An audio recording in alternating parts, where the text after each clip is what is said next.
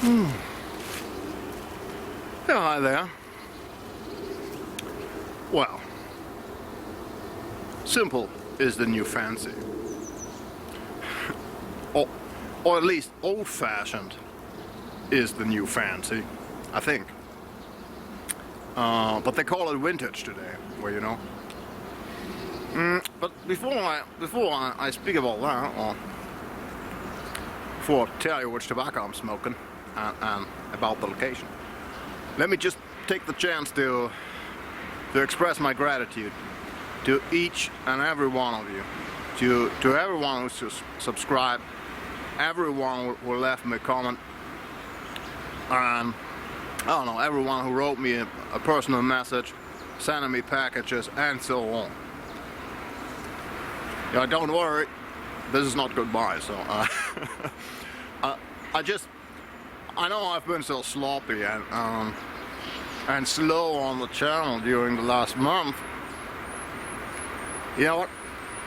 Believe me, there wasn't a chance to spend more time on the channel without leaving everything behind. So yeah, so I try to get better.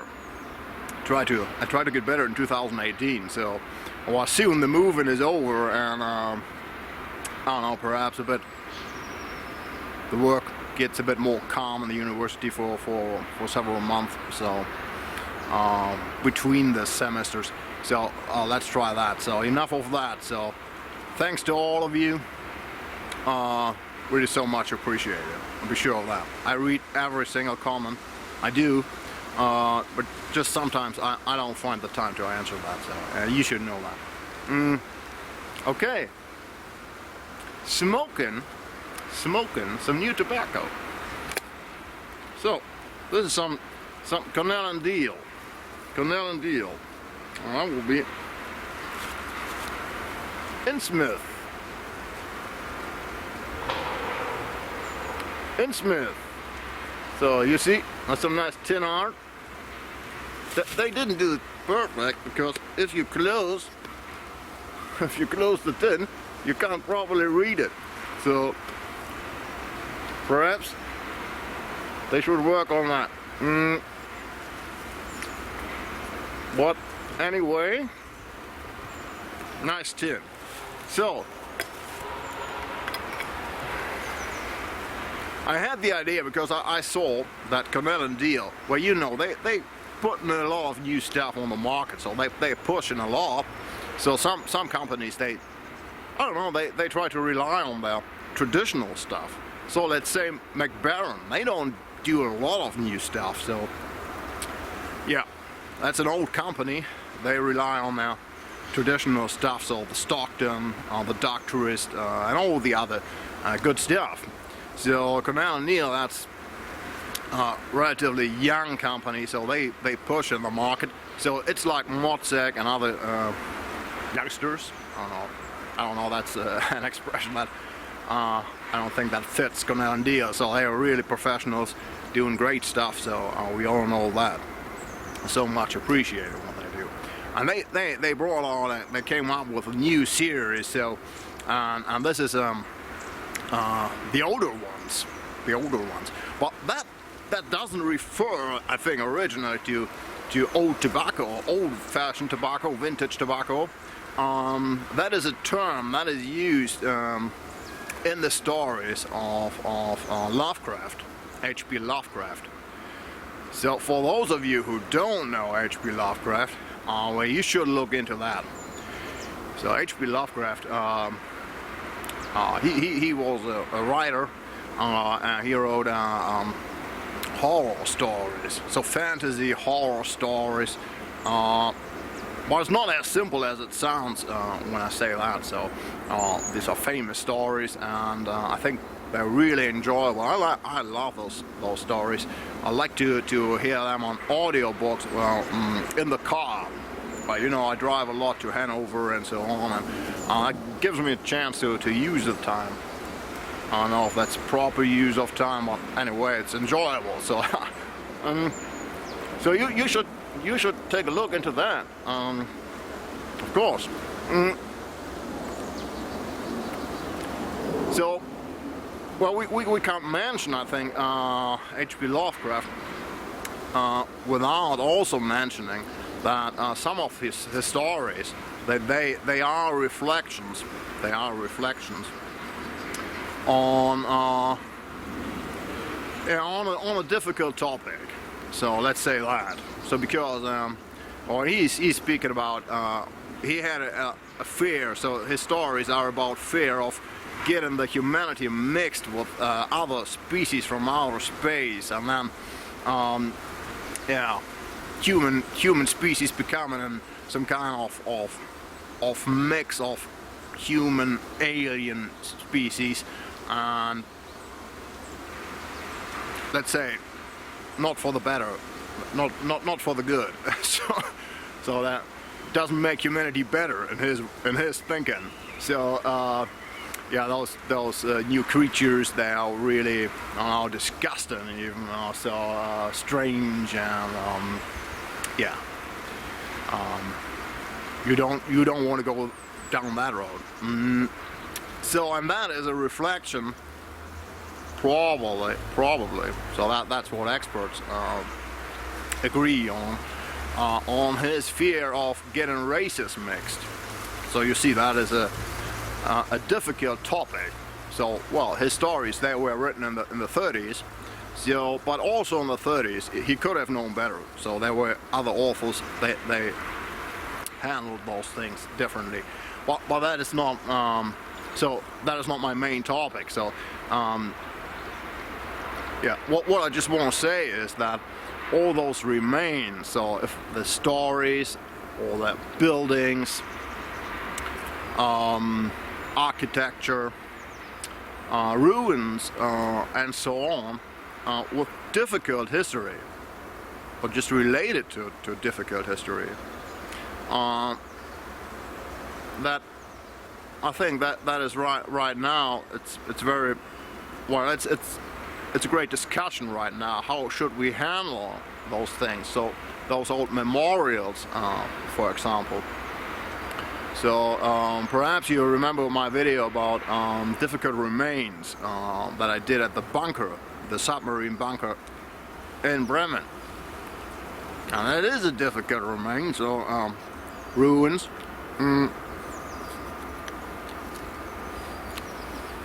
So we have those memorials, difficult memorials, ruins, and so on everywhere here in Germany, and not only in Germany and Europe, but also in the U.S.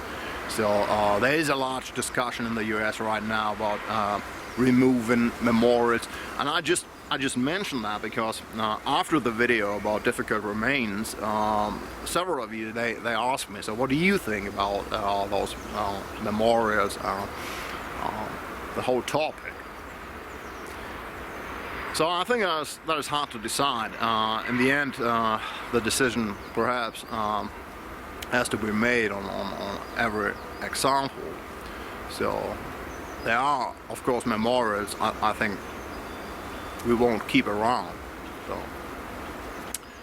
if it's about someone who butchered millions of people or whatever. So on the other hand, and that is important for me, I think, as well, folks, all those remains, if they are stories, let's say those stories by H.P. Lovecraft, they can't do any harm to us by themselves. So they're just ink and paper. They couldn't do any harm to us. That is up to us, how we read those stories, what we get from these stories. So that is the important part. So we can enjoy these stories, I think so. I do. And if he was a racist, I could also enjoy those stories. I have those things in mind, but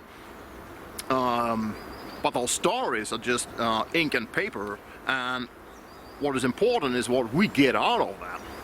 And that's the same with the stones. So there's a memorial, and perhaps everyone who sees that memorial thinks about someone who did something for democracy, or I don't know, for the nation or whatever.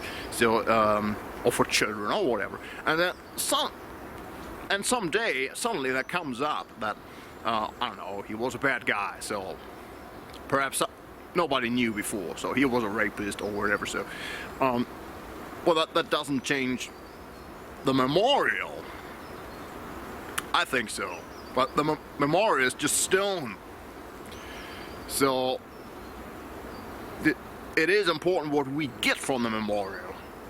If we suddenly think, well, he was a rapist, so sexual harassment is okay or something like that, so that would that would certainly be the wrong story. So or yeah, the wrong message. So but that's up to us. So that's up to us what kind of message we get from these things. So that is what I think, and that's just my opinion. I know there are several other opinions, and there's good reason for other opinions. And there's good reason to remove certain memorials. So I think what we all should try is to I don't know, to, that sounds strange, but to try to make the world a little bit better than it is right now, and than it has been before, and so on. We should decide on every memorial and every place and every remains that if this could do anything for that. So that's my 2 cents. Only because you asked me. So I think those things, they can't do any harm to us. They're just stones. So that's up to us what we do with those things and what we think about all those things, and that is the decision we have to make. So, but back to the real stuff. So tobacco. So I just tell you about the Innsmouth tobacco. Yeah, I was just talking about all that because it's H.P. Lovecraft. So and this may be difficult for some guys. So, but my suggestion is enjoy the stories, inform yourself about Lovecraft and so on, about the difficult things, perhaps related to his time and to his personality, of course. So, but nevertheless, great horror stories. So this tobacco came out in a series, so 4 or 5 different tobaccos. And this one, I'll tell you what they say about this tobacco. So Innsmouth is a town invented by H.P. Lovecraft. So it doesn't exist really, but he placed that in Massachusetts, I think, at the coast. So, oh well, difficult. Very small letters here.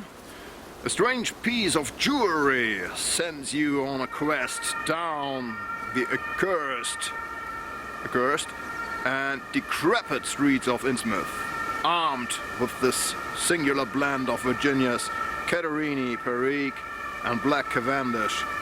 It's your duty to uncover the truth, the deep truth. So, a strange piece of jewelry, they say here. Well, I saw a Russian website, and the translation of that on the Russian website was a tiara. So I was wondering about that. So either they think a tiara is a strange piece of jewelry, or they might have further information on that. So I'm not sure about that. So, but just just a fun fact. So I'll show you the tobacco. Well, you see, I wrapped it up here. Well, I say themselves, it's vintage tobacco. Can you read that? So, now I'll show you the tobacco. They say it's a ribbon. Well, I'll tell you something. So, if you see that, oh, yeah, it should work. So you see for yourself on top, yeah, there you see is a piece of flake. So, there are flake parts in it also. So now we remember there's Cavendish, Virginia, Perique, and Caterini. So they say, I think on tobacco reviews they said it's Turkish Oriental, but Caterini, that is Greece. So not sure that makes that difference, but Caterini is Greece. It's a region or city. So first thing you get is, for me, that is leather. Really leather. So there are not many tobaccos I think I describe as leather, but this is really leather. Perhaps even some chocolate-like, caramel-like, but just not like candy or something like that. Just a hint of that. And that's also given proof for that when you smoke that, because so there's no flavoring on it. That's just natural from the tobacco. If you light that up, so it's an easy smoke. So it's a ribbon about some flake parts and so on. So humidity is absolutely all right. You won't expect anything less when it comes to Cornell and Diehl. So it's a fine tobacco, fine quality, an old-fashioned tobacco with everything that comes with that. So that means if you go too hot on that as a ribbon, it likes to get harsh, especially in the last third of the bowl, and I think can't really stand its quality up to the very last third of the bowl. But this tobacco is still fresh. So I think this tobacco was some aging, give or take 2 or 3 years, so not too much. So, but this is very fresh. So, well, Cornell and Diehl, they like to do tobacco fresh. So that's why many American friends they tell me you have to put that down the cellar for a year, and then it's ready. So this is fresh tobacco, but it's good tobacco in an old-fashioned way. If you light that up, you get a lot of leather note, a slightly peppery note from the perique in the back. It's not too much, so you can't really smell the perique, and that means it's not too much perique. And the Virginia, of course. So, yeah. It's a tobacco our grandfathers, they would have loved this tobacco too, so that doesn't mean anything bad. So I think good enough for our grandfathers should be good enough for us. Yeah, on the other hand, that's yeah, it's quite a I don't know, a question of fashion right now. Those old-fashioned tobaccos. Yeah. So, I don't know, we should keep that in mind. So,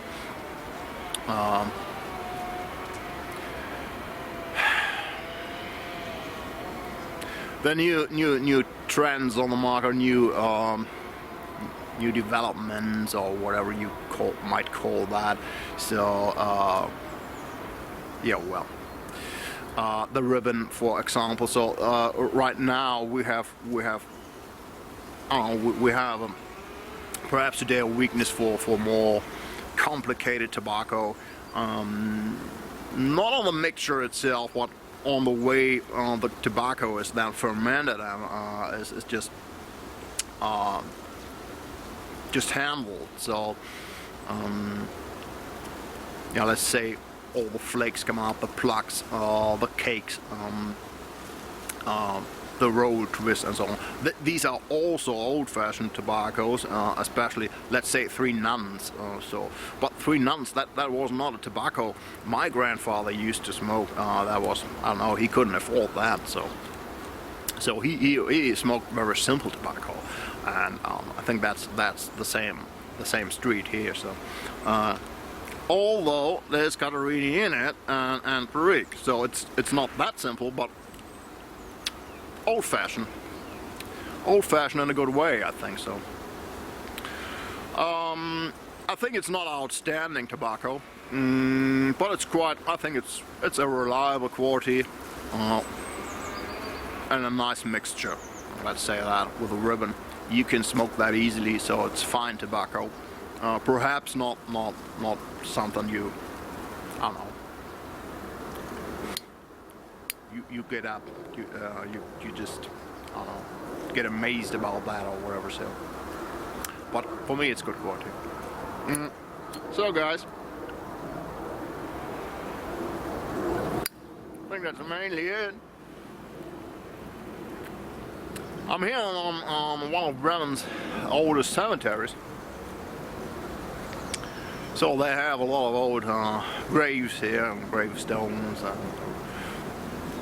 and this part here of the cemetery, this is nearly forgotten. Nearly forgotten.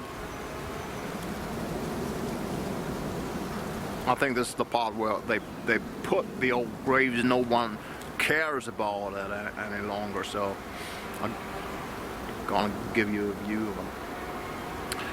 Yeah. I picked that destination because well, I thought, well, perhaps Lovecraft would have appreciated that. I know. Cemeteries always the topic in those fantasy horror stories, you know that. Okay, guys. Perhaps you give this tobacco, this Innsmouth tobacco, a shot. Wouldn't hurt. So.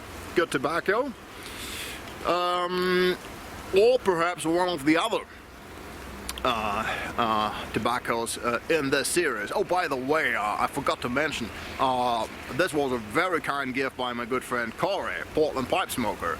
So we were talking about Lovecraft and all that is related to Lovecraft, and I said, well, I would like to try this Innsmouth tobacco, and yeah, he sent me that immediately. So thanks, Corey, for that.